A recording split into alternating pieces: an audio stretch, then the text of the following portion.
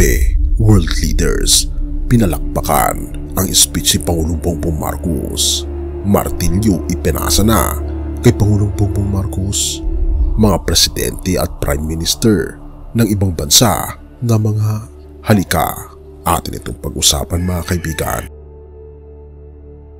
Martilyo ipinasa na kay PBBM. Mga presidente at prime ministers na patigil. Let us now witness the handing over of the ASEAN Chairmanship of Malaysia to the Republic of the Philippines. It is in this spirit that I warmly invite you all in the Philippines, that collective resolve, let us navigate into our future together. Maraming salamat. Hindi mo to mapapaniwalaan. Sa gitna ng makulay na entablado ng ASEAN Summit, isang sandali ang nagpatigil sa mga lider ng buong mundo. Tila tahimik ang bulwagan.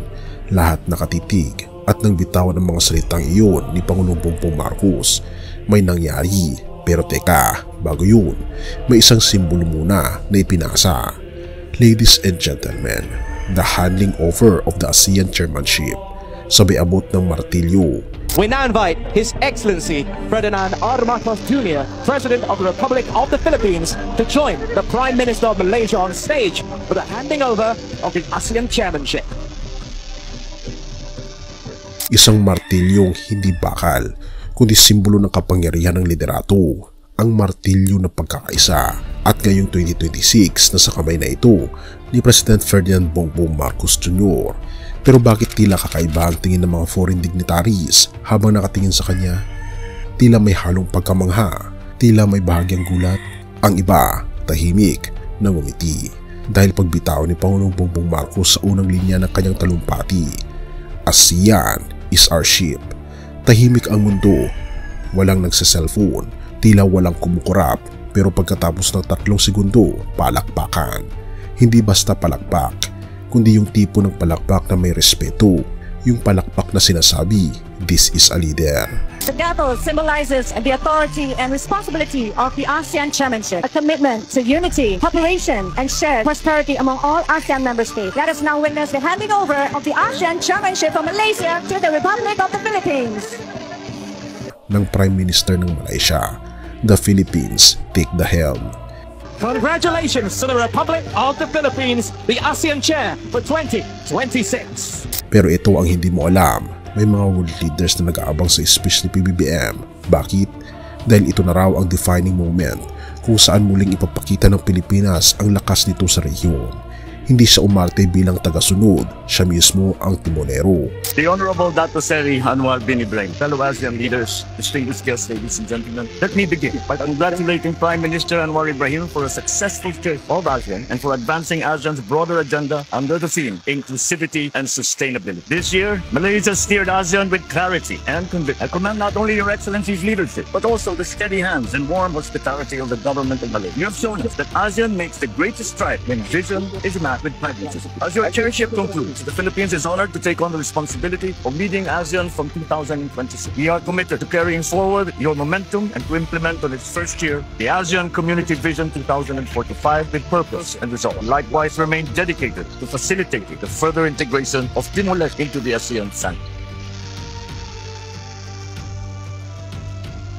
At dito nagsimula ang tila pagkabigla ng mga banyagang pinuno. Habang nagpapatuloy si Pangulong Bongbong Marcos, we will continue to fortify our peace and security anchor. The Philippines will continue to fortify our peace and security anchor, strengthen our prosperity corridors, and advance people empowerment. These main priorities will serve as our compass, guiding ASEAN towards a future where peace, prosperity, and people remain at the heart of all that we say and all that we do. With the Philippines at the helm, we will continue to ensure that ASEAN and ASEAN-led mechanisms and processes remain central. We, as ASEAN, they stand firm as the institution that serves as the driving force behind the region's evolving landscape. Our goal is not to diverge from past tradition, but to build upon the collective work of our predecessors. As we pledge our sustained commitment as chair, we likewise hope our vision will be shared amongst all ASEAN member states, the Secretariat, and all our external partners. It is in this spirit that I warmly invite you all in the Philippines, that collective resolve, let us navigate into our future together. Maraming salamat. Thank you, Your Excellency, for your inspiring remark. Hindi lang siya nagsasalita, may konviksyon, may timpla ng dignidad at tapang. At bawat linya, parang pako na tumatama sa tabla ng kasaysayan. Pero ang mas nakakagulat, Hindi lang mga Pinoy ang pumapalakpak, kundi ang mga leader mismo ng ibang bansa. Therefore, ang mensahe niya ay hindi lang para sa ASEAN, kundi para sa buong mundo na ang Pilipinas ay handa ng mamuno muli. Matapos ang talumpati, bumalik sa kanyang upuan ng mga pinuno, pero tila ang bulong ng isa, that was a powerful speech. At tila sinasabi ng iba, the Philippines is back.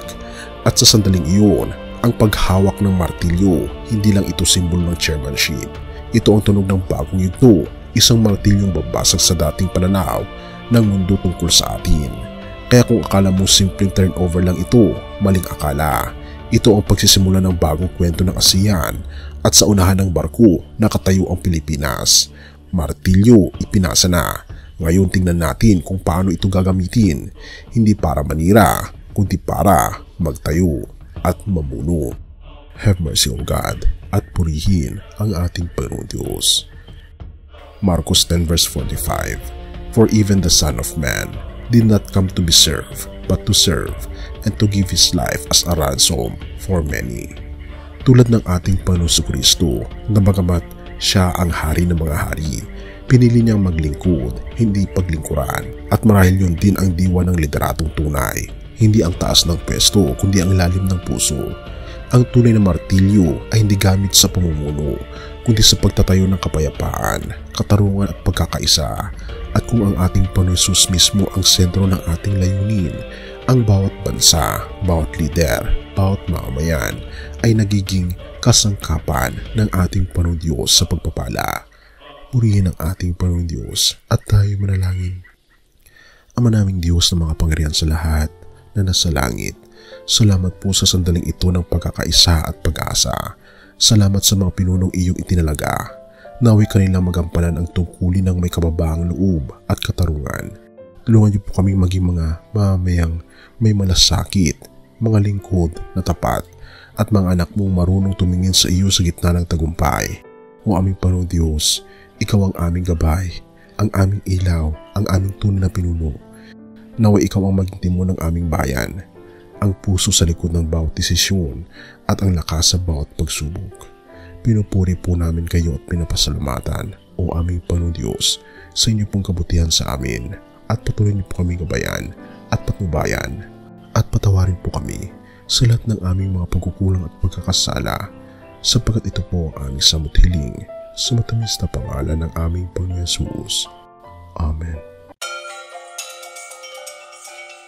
Bago natin ipagpatuloy kaibigan, siya nga pala ang Great Controversy, na isa sa mga pinaka-kontrobersyal na libro dahil tumutukoy ito sa mga propesiya sa libro ng Daniel at Revelation na nagaganap na sa panahon natin ngayon. Bago ang pagdating ng ating Panginoong Diyos ay pinamimigay na namin ng libre sa pamamagitan ng PDF. At ito ay nasa limited lamang na panahon, kaya i-click mo sa description sa baba upang ma-avail mo kaibigan ang napaka-importanteng libro ito na magbubukas sa iyo sa mas maliwanag mong hinaharap. Purihin ang ating Panginoong Diyos at tayo magpatuloy.